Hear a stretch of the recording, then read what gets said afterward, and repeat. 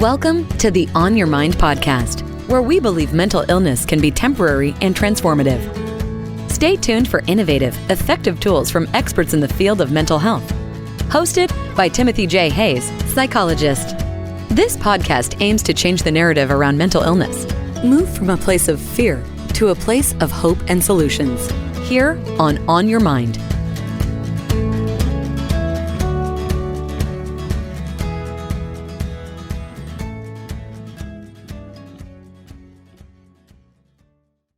Wendy Cole knew from childhood that she was a girl, but yielded to family and societal expectations to fit in. At age 67, Wendy changed her life with her transition. Beginning in January 2015, she focused internally, accepting who she really was, confronting fears, confronting doubts and anxieties that held her back for decades. She took the leap of faith to find freedom and joy in being herself, and by 2015, Wendy was living as a woman. She had her long-awaited surgery at NYU Medical in 2017. Knowing who you are and not being who you are, this is the starting point of every transitional situation. You know who you truly are in every aspect, but the outside is what matters. That is what people see. Taking that first transitional step can be terrifying. It's the stress of the journey, the stress of the mental weight, the stress of worrying about the outside world. The physical transition is the easiest part. It's getting through the mental transition that holds us back. As a transition mentor, Wendy Cole helps her clients identify, explore, and eliminate the stress of facing life's changes. Since 2017, Wendy has guided others through transitions. Her life experiences are the tools she uses. She believes in the mind's powers, and she practices mindfulness. She practices shifting her beliefs, and she practices energy work to support herself going forward, making profound changes in her life and health, and finding joy in being. So, Wendy, welcome. Thank you for joining me today. Thank you, Timothy. It's great being here. I was hoping you could start us off by telling us a little bit about how you got into the work you do and what drives your passion for it. I got into this work through my own transformational changes, which I started in 2015. And I found by 2018 that I really enjoyed helping other people go through the same process. And I started out, I was born transgender, and my whole mindset from childhood all the way through was formed with the belief that I couldn't do anything about it. I was told by age 10 that I needed to repress everything I felt, and otherwise I would be committed and fixed. Those were my exact words from my parents after 5 psychiatrist visits. Again, in 1970, I was told something very similar. Again, a psychiatrist. And as a result, I also discovered at the same time, doing what I felt I needed to do, changing my gender, changing my sex, would have left me with no means of living within society. And I repressed that until late 2014, early 2015, when I discovered that how I was born was categorized initially as a psychological condition with no treatment and no cure, had been changed in 2012. It was changed to a medical condition that you're born with, and it's treatable by therapy, hormone replacement therapy, and any necessary surgeries. That started my journey in 2015. I found a therapist that I really connected with. And I spent the first 6 months of 2015 working on changing my mindset. I had been repressing myself, repressing everything for decades. And I just needed to change my beliefs in what was possible for me and align myself with my inner being and get to a point where I could actually do this and actually not be afraid doing it. In fact, when I started living as Wendy in July of 2015, and I never looked back. I have never been so happy and fulfilled and it just made such a huge difference in my life. My personality, I became very social. Everything just changed for me. And it's been a wonderful journey and a wonderful experience. I practiced mindfulness, a lot of different types of meditations, visioning. I would form a vision of just small things that I knew I needed to do. And such as one of the first times I went to therapy as myself, I made a decision on the way I was going to stop for coffee at a Dunkin' Donuts. I was going to walk in and stand in line with other people, be seen, and be me. First time I tried it, I couldn't do it. I walked into therapy. I said to Stephanie, my therapist, I failed. And she looked at me and she said, no, you didn't. You'll do it when you're ready. And that really hit me. That was another thing that I learned along the way is I will do whatever I need to do or want to do when I'm ready. And it's kind of like learning to accept the word failure and just not let it drive your everyday thoughts, that I'll do what I need to do when I'm ready. So I went through surgery in 2017, and I started working with other people who also wanted to go through the same process at NYU Medical Center. And I absolutely loved talking with people and helping people through this process.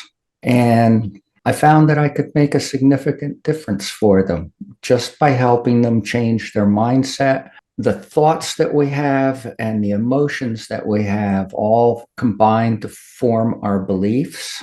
And it's our beliefs that will either propel us forward or block us and become limiting beliefs, or they'll completely mask what possibilities we have. So that's basically how I got into doing this kind of coaching work, working with people in transition. And I've also expanded into working with anyone facing significant life changes that could use some guidance and some help. Because the core of what you have to do for any significant life change is going to contain some tools or characteristics that are going to be applicable across the board to other significant life changes.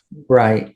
So what have you found are some of the most significant tools or pieces that you've learned along the way to help you grow into comfort with who you are in this new transition? If I were to single out one that was extremely helpful for me, it was my ability to vision what it might be like to do what I needed to do. How would I feel walking into a supermarket as a woman? How would that feel to me? What senses would I have? How concerned would I be about other people? What would I do? What would the sound of my shoes on the pavement walking into the store, the feeling of the air blowing around my body and around my legs, what would that feel like? If I was wearing a skirt or a dress, what would that be like? And just meditating on that, focusing on that vision.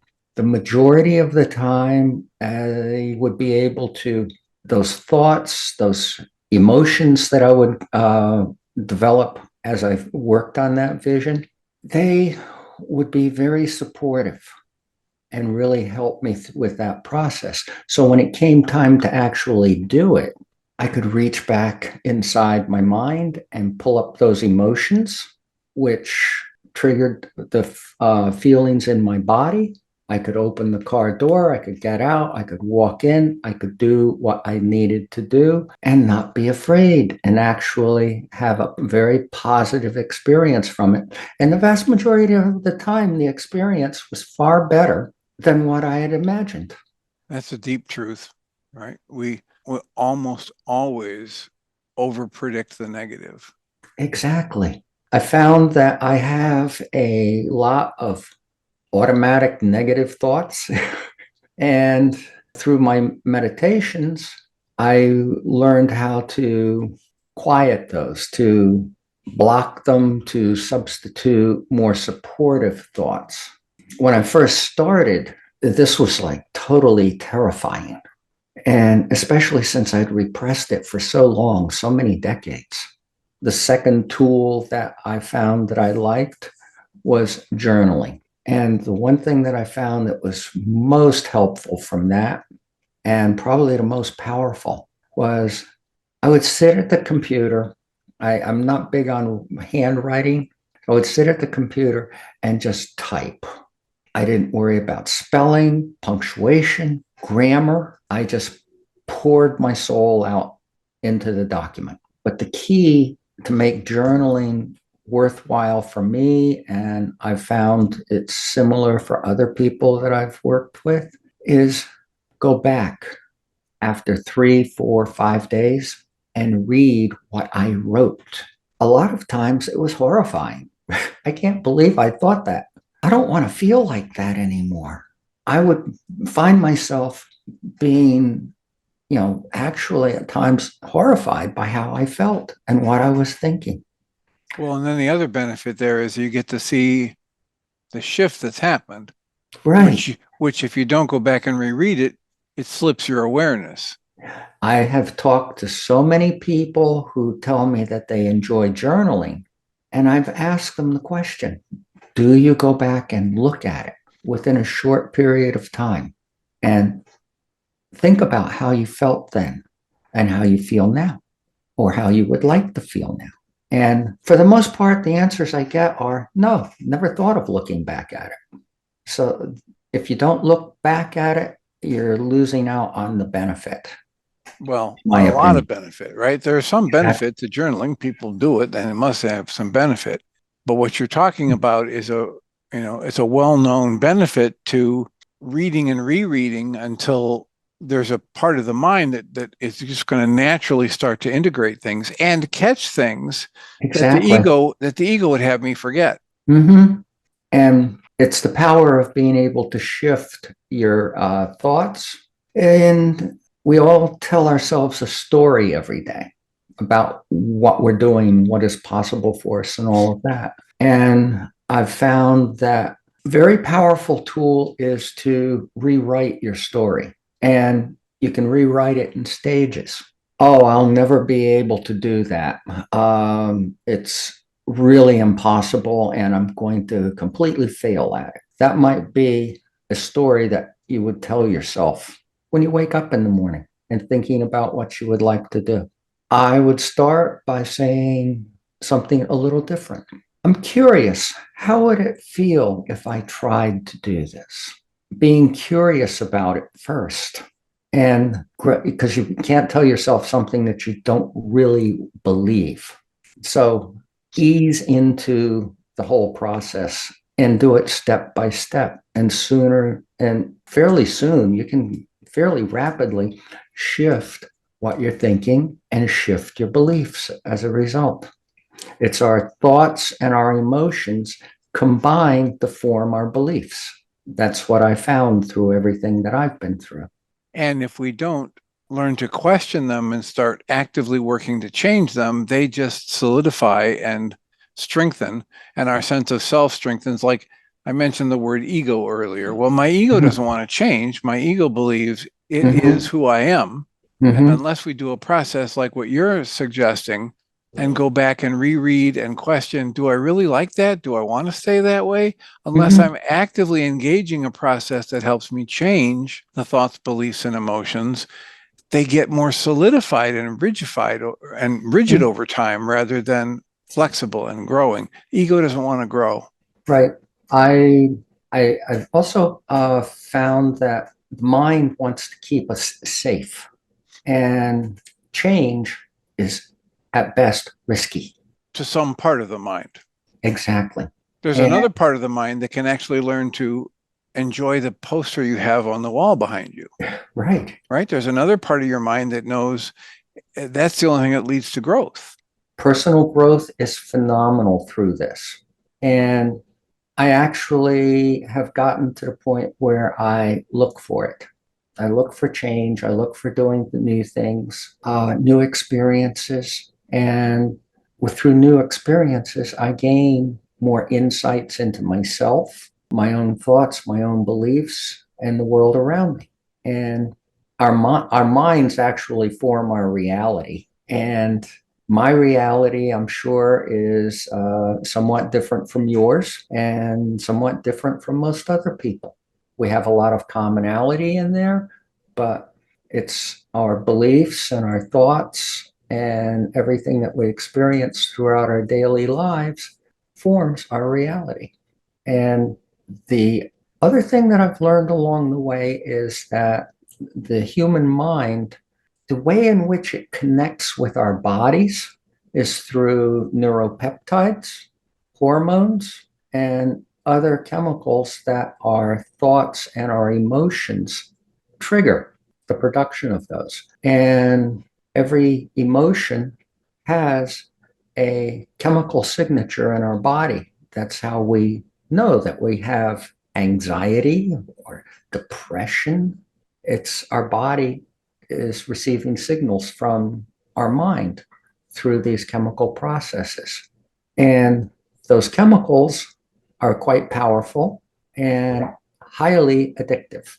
And people can actually become addicted to the chemicals produced by anxiety. Well, and you also mentioned the idea of, fear and safety.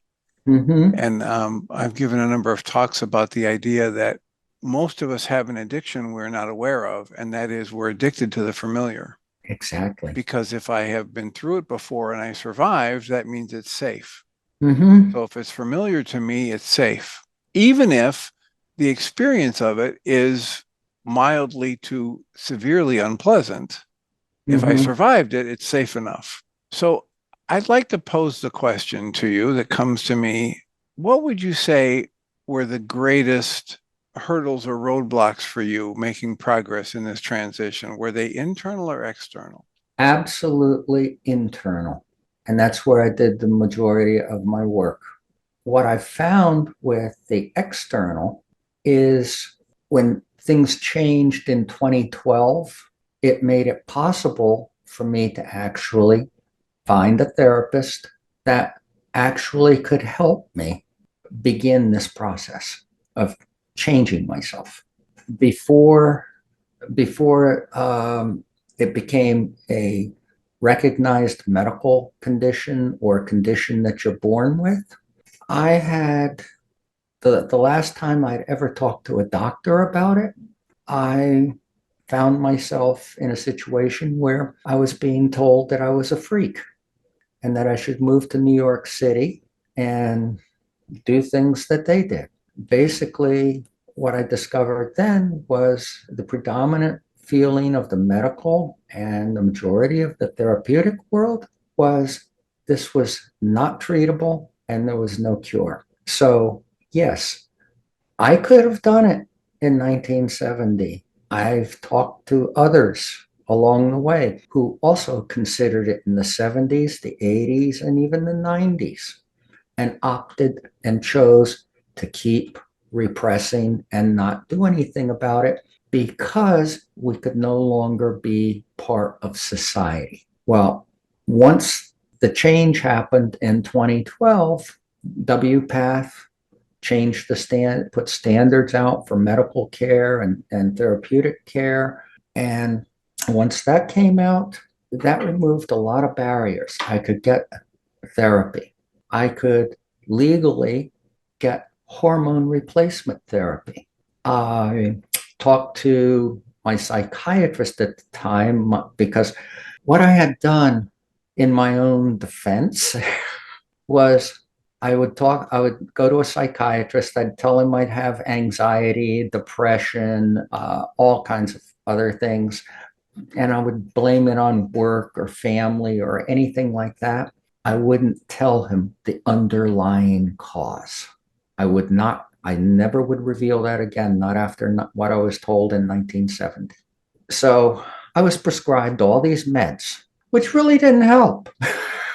It kind of like I was living in a fog. It was dulling the senses. It wasn't addressing what I really needed. So I went into my therapist insistence in early February of 2015. I went into my psychiatrist And I told him, and he goes, oh my God. And he wanted me to go to Johns Hopkins immediately. Well, I knew that Johns Hopkins at one point was the founder of the surgery for changing one's sex. I'm going, okay, this is good, I think. Anyway, I went home, I got online, and I found out at the time, this was in 2015, they had stopped doing that. It was now conversion therapy. And that's what he wanted me, my psychiatrist wanted me to go to, was conversion therapy, which I don't believe in, and I don't believe it would work.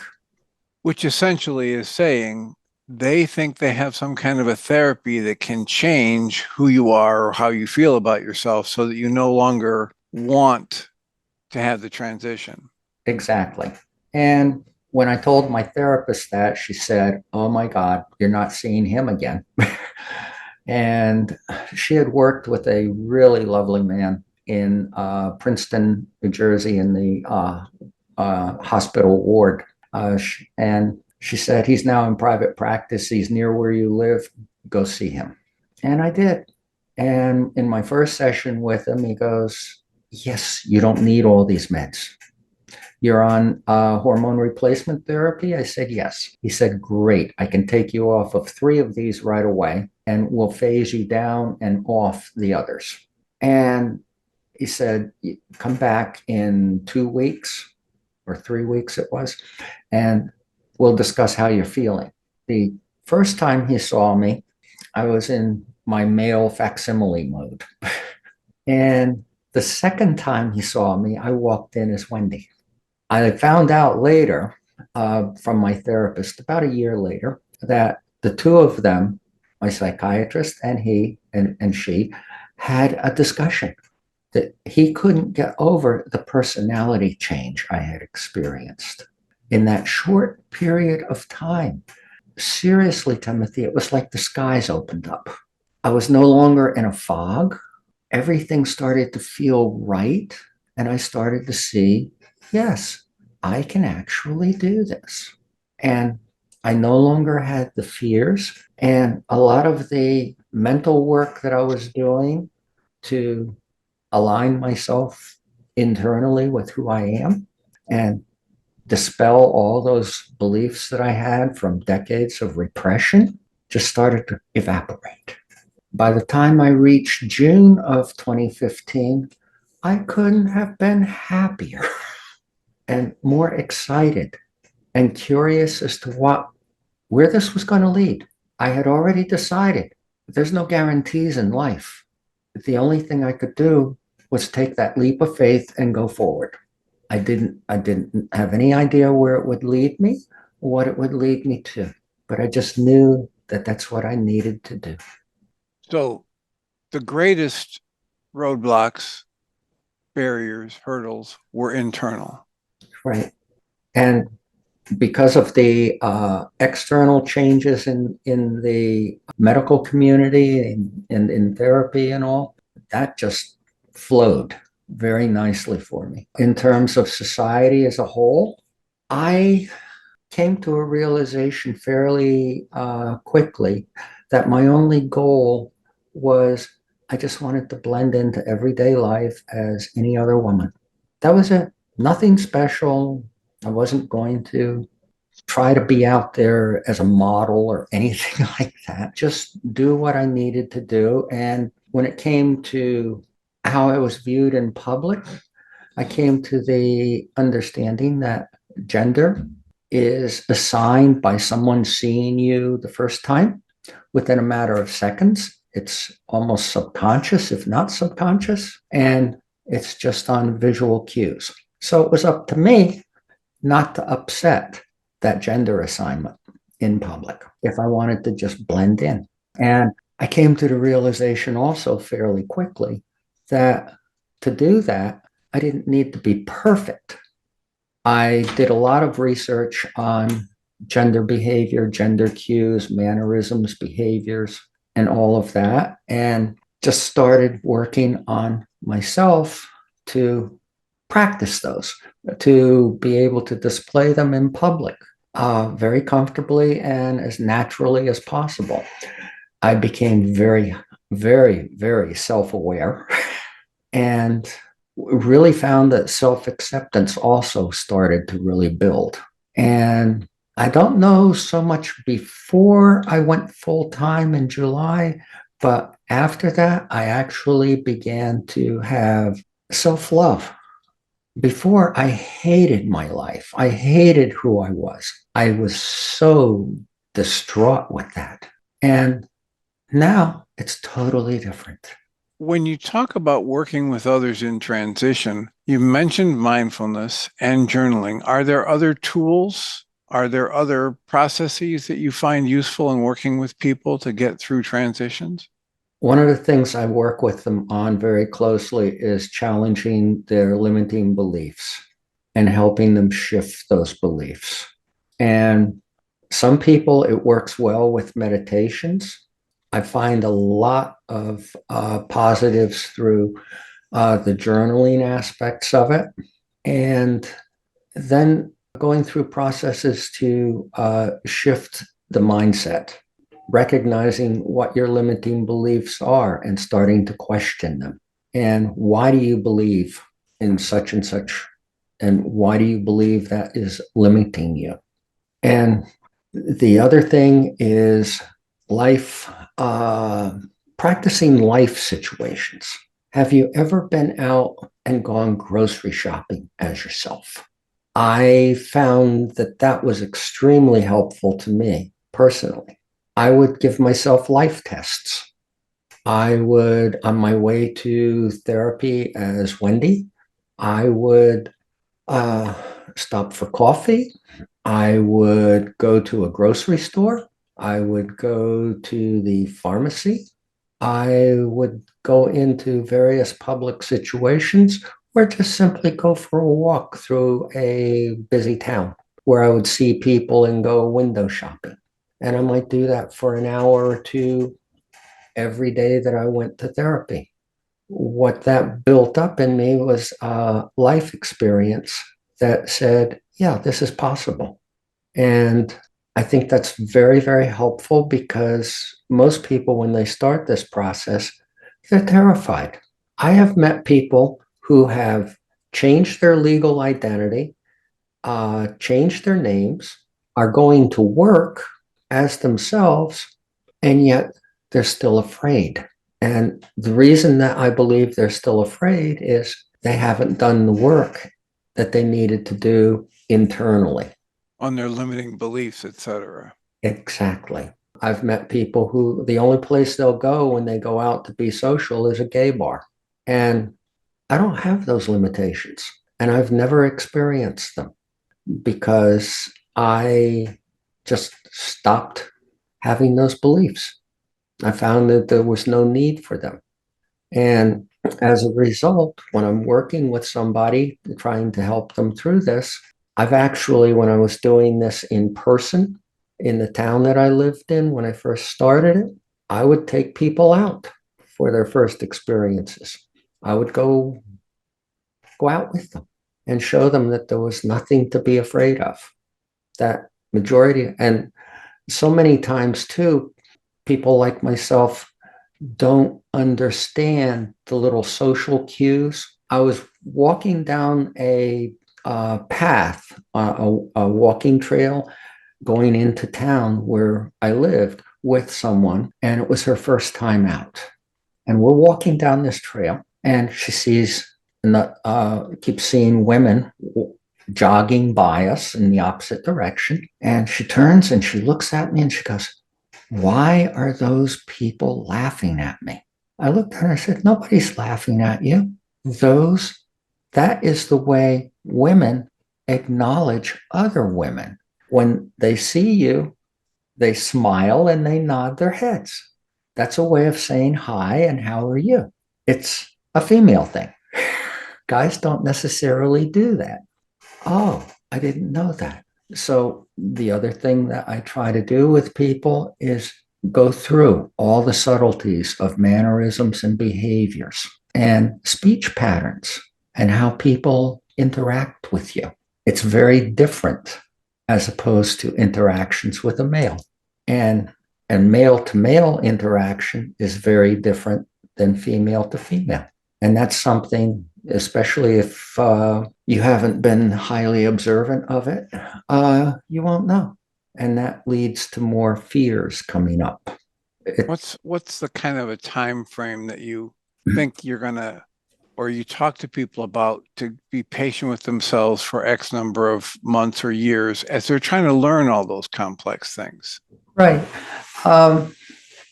Well, I have one of the things that I've experienced within the community is there's a belief that this takes a long time and is very difficult. My response to that is, if that's what you believe, then it will. It doesn't have to. You can get to a point where you can get by with this in a very short period of time. It depends on how much work you want to do internally. I always want someone to have a therapist. That to me is key. I see the role of the therapist in this process of helping the person with who they are today and helping them unpack the baggage and everything that they are carrying with them from their previous life. And I see my role as helping them to go from today and go forward and find joy that they never knew possible. And how fast you go, that's totally up to you. Last year, I took one person through the whole, by our 6th session together, she had changed her driver's license, her legal name, and was living full-time. Difference between her and some of the others that I've worked with, she was ready. She knew what she needed. In our first session, she opened up looking, staring down, not looking at the camera. And she said, I'm scared. I'm tired of living a lie. And I have no clue what I'm doing. I looked at her and I said, good. That's why you're here. Let's get to work. And we started. And she made very rapid progress. I had her journaling. She wasn't big on the typing bit or writing. She had her own way of doing it. She did it as videos. And we started going through everything each week. And when she came into our 6th session, she said, I found it was very easy. I just changed my driver's license. Everything's done. And so I said, okay. And we made a list of all the other things that she needed to go and change. It took me 6 months to change everything. But the initial things are fairly easy to do and fairly fast. And so she was living as herself within 6 weeks. I've had others that take as much as 6 or 7 months. And again, that's okay. That's their process. That's how they're doing. They do it when they're ready. And do you do a significant amount of this through the video like we're doing here? Yeah, it's all Zoom. Majority of the people that I see and have seen over the years are in other parts of the country, all over the country. So as I look at the time and realize I have a hard stop here in a few minutes, Sure. Let me ask you to just get centered and take a breath and think about, what we've talked about so far. Is there something in that you want to go back and highlight, or something we haven't even mentioned yet that you want to get in this interview? One of the things that I totally believe is that it's never too late to change. It's never too late for any life change. And so often I'll have somebody say to me, well, I'm in my 50s or I'm in my 60s. Yeah, I did this. I started this at 67. I had surgery at 69. And I've never looked back, and I am so glad I did this, regardless of my age. I'm 75 now, and I'm nowhere near done yet. This has totally changed my entire mindset and my self-image and how I feel about myself. Yeah, there are days when I have things that, are not quite right and beliefs that I'm working with, it gets easier the more you do it. And we have thousands of thoughts going through our mind every day. And it's the ability of learning to use the tools and use the things that work for you that will help you manage those beliefs and thoughts and help propel you forward. And you can have an exciting life regardless of your age. Wonderful. Well, if people want to reach out to you and connect with you, what's the best way for them to do that? Wendy Cole, GTM.net/connect. That's my website, wendycolegtm.net and /connect. There's a way to subscribe to my newsletter. They can send me a short message, and they can even schedule some time to just have a conversation. And I don't try to sell my services. They speak for themselves. And that's it. Wonderful. Well, thank you so much for taking the time to share with us, and good luck on the book project. Thank you, Timothy. Take care. You too, as well. Wendy Cole knew from childhood that she was a girl, but yielded to family and societal expectations to fit in. At age 67, Wendy changed her life with her transition. Beginning in January 2015, she focused internally, accepting who she really was, confronting fears, confronting doubts and anxieties that held her back for decades. She took the leap of faith to find freedom and joy in being herself, and by 2015, Wendy was living as a woman. She had her long-awaited surgery at NYU Medical in 2017. Knowing who you are and not being who you are, this is the starting point of every transitional situation. You know who you truly are in every aspect, but the outside is what matters. That is what people see. Taking that first transitional step can be terrifying. It's the stress of the journey, the stress of the mental weight, the stress of worrying about the outside world. The physical transition is the easiest part. It's getting through the mental transition that holds us back. As a transition mentor, Wendy Cole helps her clients identify, explore, and eliminate the stress of facing life's changes. Since 2017, Wendy has guided others through transitions. Her life experiences are the tools she uses. She believes in the mind's powers, and she practices mindfulness. She practices shifting her beliefs, and she practices energy work to support herself going forward, making profound changes in her life and health, and finding joy in being. You've been listening to the On Your Mind podcast, offered by Journey's Dream, where we support people through mental health challenges to a place of true and lasting well-being. If you love our show, we invite you to visit onyourmindpodcast.org to join the conversation, access the show notes, and discover our helpful resources. Thank you for listening.